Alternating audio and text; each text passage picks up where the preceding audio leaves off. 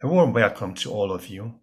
Hello everyone, my name is András Tóth, and I'm the Director of Volunteering Hungary Center for Social Innovation. In the coming few minutes, I would like to give you some background about our work, about pro bono, and how we ended up creating BEESE project. That is a 3 years journey together of 9 partners. For you to know, my background is that I worked as director of this organization to empower and to develop volunteering in Hungary in the last 19 years. This is a very nice and long journey. And as you can imagine, we have been into volunteer development in many different areas in Hungary. In the last 15, 16 years, we started to work with corporations. So this was a new area, and we realized that companies can do a lot to advance community programs and different NGO activities. It was very often physical work that the companies gave next to financial donations through our work. Then around 2012, I met several international players and something that we wanted to do to create an impact with the mindset, with the manpower, with not only with physical power, but also with intellectual power towards NGOs, started to become a reality.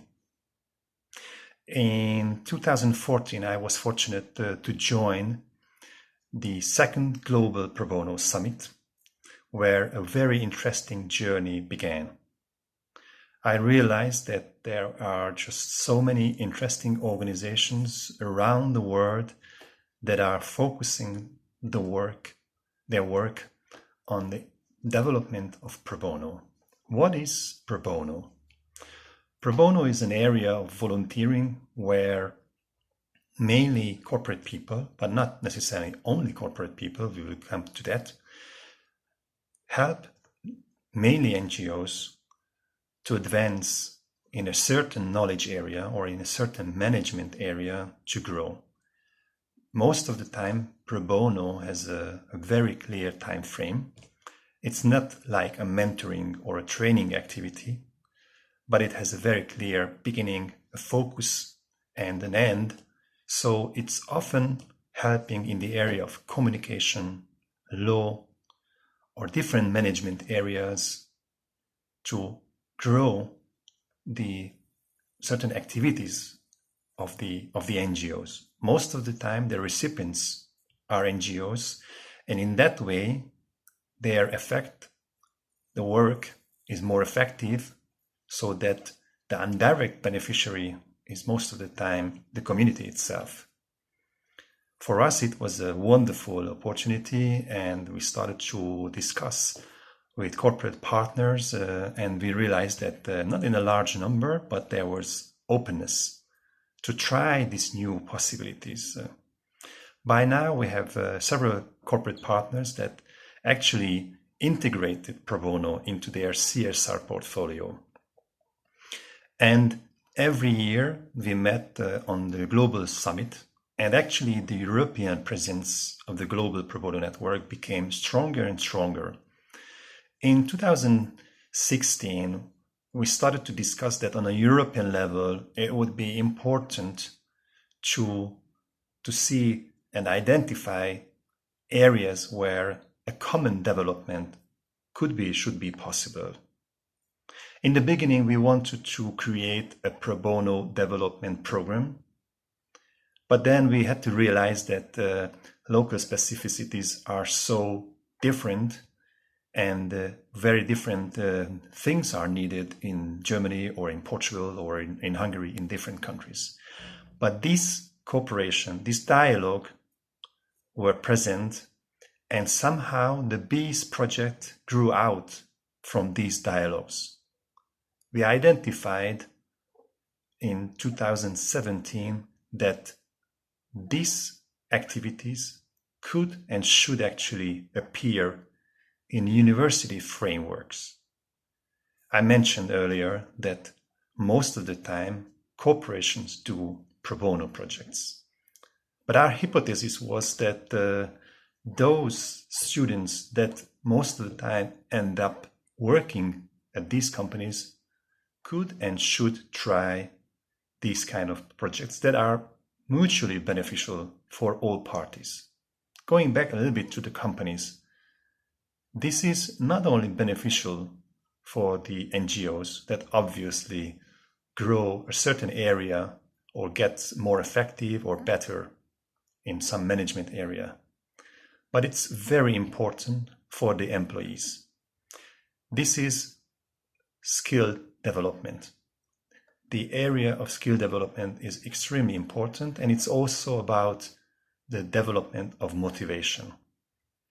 We often talk to those leaders of these companies that engage in pro bono, and more of them realize that pro bono is actually not necessarily corporate social responsibility activity only, but this is business development because it helps employees to grow.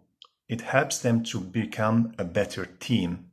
It enables the development of soft skills. And I could go on with this list. There are so many elements that made pro bono beneficial, also in business terms for companies. And of course, this is good for the wider community, but that I mentioned. So following that logic, we said, if this is so good for companies and for employees, let's see if a few steps earlier, when these employees are students, and if they could somehow test and try these themselves in these pro bono projects.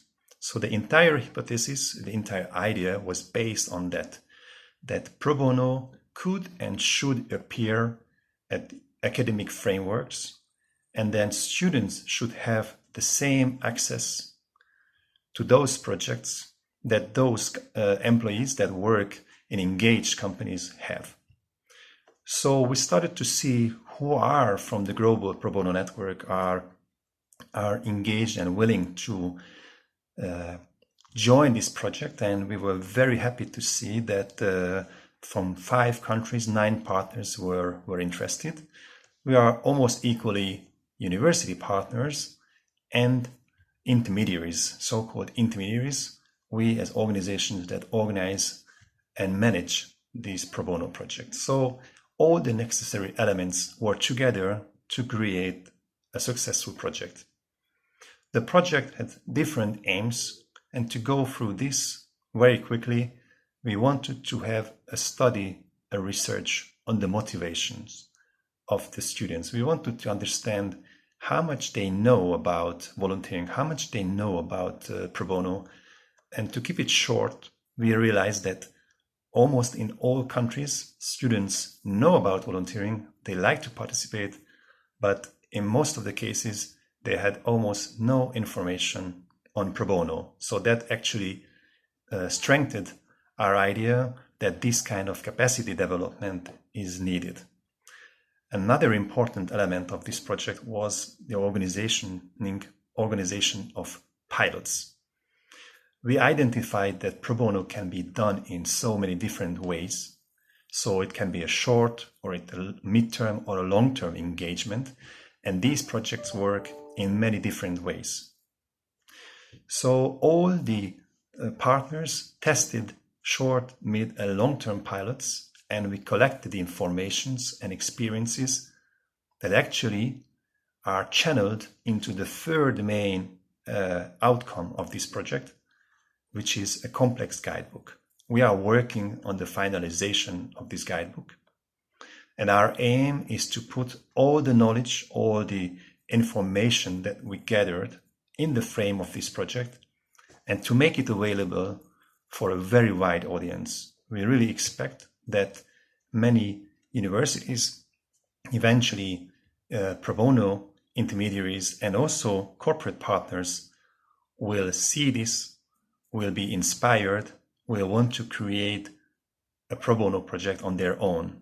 I do expect, and I do hope personally as well, that in a few years' time, as a result of the BEESE project, there will be several dozens or maybe even more uniquely designed and created and developed pro bono projects. With that, we could enable hundreds or maybe thousands of projects and students that actually go through this practical experience. And maybe this is, to close, one of the most important elements that we see that pro bono has so many positive effects. This is really beneficial for everyone. But if we think about the students that learn a lot of theoretical things during their studies, and pro bono is a possibility to make this a practical knowledge, to try and test how does it work in real life,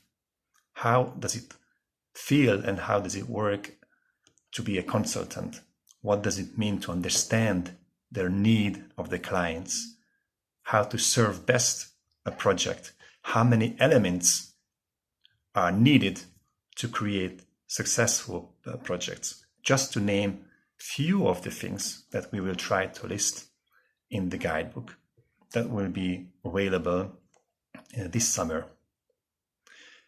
I wish you with this a very fruitful conversation.